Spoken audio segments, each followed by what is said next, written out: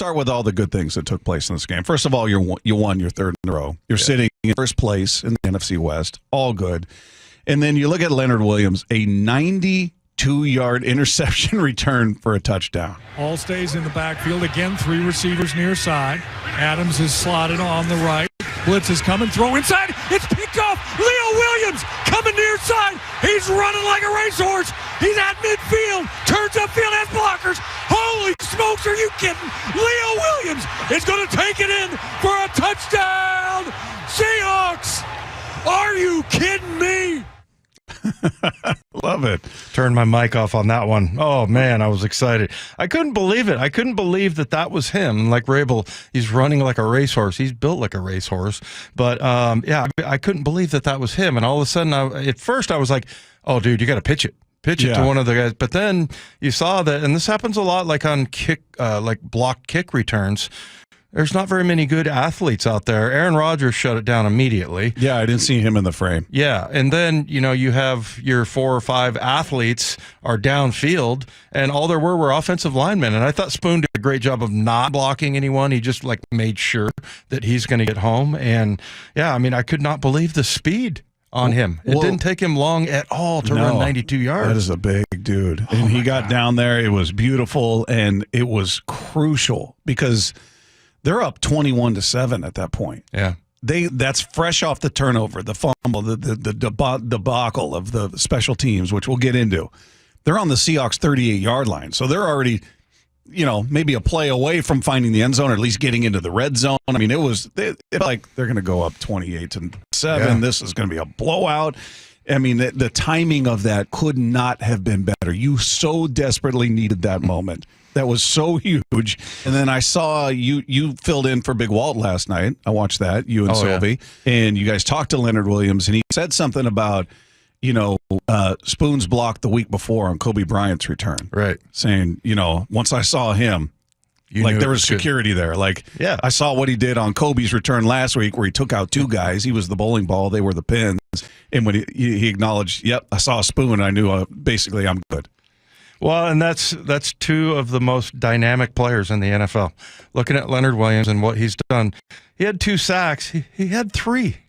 He had 3. One got called back because of the face masking thing early on. So 3 tackles for a loss. Yeah, and then the other thing I would say is that that one last week against Kyler Murray where he hit his arm, I mean, you could have said that was a sack as well because that could have been an incomplete pass. And so, yeah, I mean, he's just filling up. I mean, usually defensive tackles don't have, even Cortez Kennedy, man, he didn't have these kind of stats. I think he had 12 or 13 sacks the year he was MVP, but Leonard Williams could be headed for that as far as defensive MVPs go. He is just making all kinds of plays. And then I love that, what he said about Spoon, and that guy just brings you security. I mean, he's just maximum effort. The other thing is that he is an incredibly brilliant football mind.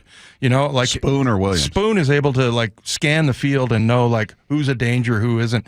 He's like the Terminator. Yeah. He's this is a threat, this isn't a threat. He always knows what to do. I mean, first of all, Williams back-to-back weeks, his best games as a Seahawk. I thought last week was his best game, and then he topped it this week. Right.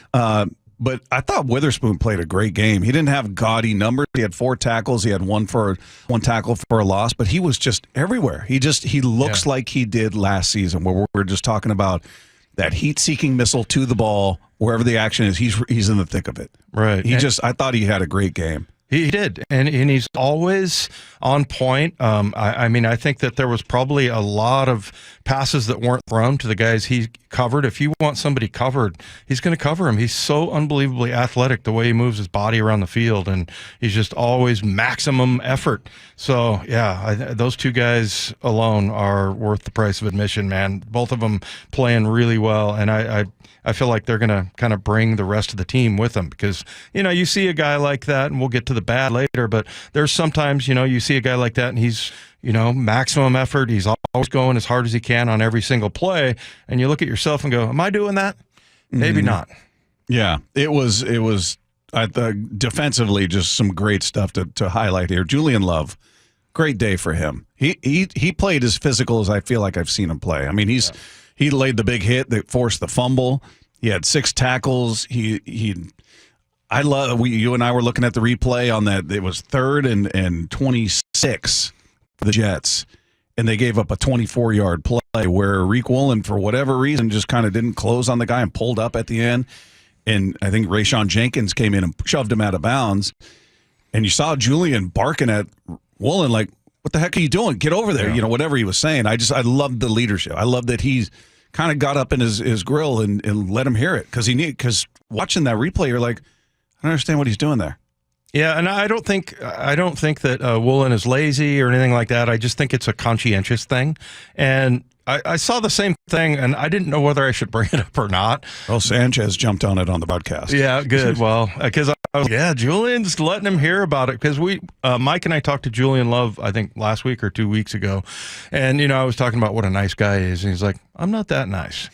So on the field, I mean, I think for Woolen, he was frustrated in the moment, but I do think Woolen is one of those guys that just conscientiously doesn't go as hard as he can on every single play, and it's not because he's a bad player, and it's not because he's lazy, it's because he just forgets sometimes. Well, one guy that never forgets is Julian Love and Spoon, both of those guys. So I think that will start to encourage them.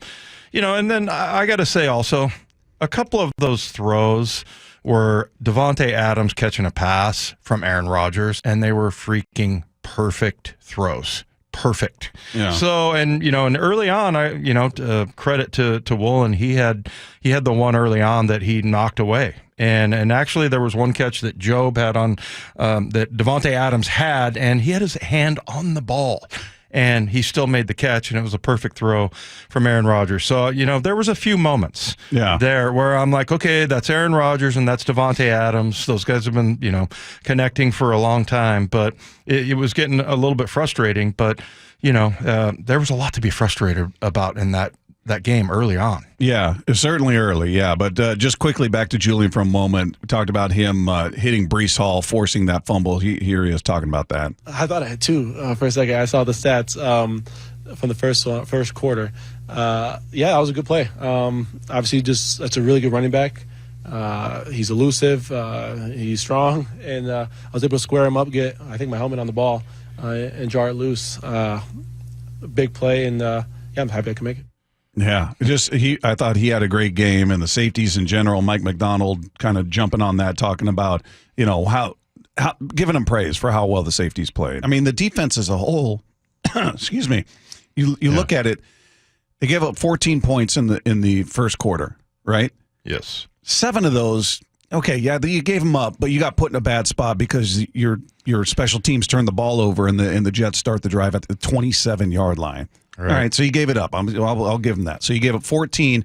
You shut them out for the next 3 quarters. They put up 7 in the second quarter, but that was the kick return. That's on special teams. That's not on the defense. Right. So you shut them out for the following 3 quarters after being put in a horrible spot in the first quarter. You did give up the touchdown. The victory would have been holding them to a field goal. But, man, this defense for 3 weeks in a row now has been outstanding. And I thought they were outstanding yesterday. For them, considering what was going on around them in the horrible positions they got put in by the special teams, for them to do what they did, they didn't allow any points beyond the first quarter. Yeah. They were fantastic. Well, and then you look at the numbers, too. I mean, Aaron Rodgers was almost at like 50%, a little bit above 50%. And then you got a touchdown back with Big Cat. Yeah. But then also, you look at Breece Hall was good for like 80 yards a game. He did not have a single catch. And, he ran for 60 yards. But you look at Davante Adams, 12 targets, 5 receptions. Garrett Wilson, that guy's had 11 20-plus yard games, and his long yesterday was 17, but, he had 5 catches on 10 targets. So they really did a good job defensively, just helping make up, and without that defense, they don't win that game. Yeah, it was I thought it was a huge day, especially considering, again, what was going on around him. JSN, 4 catches on 4 targets, the biggest of which 4th and 6.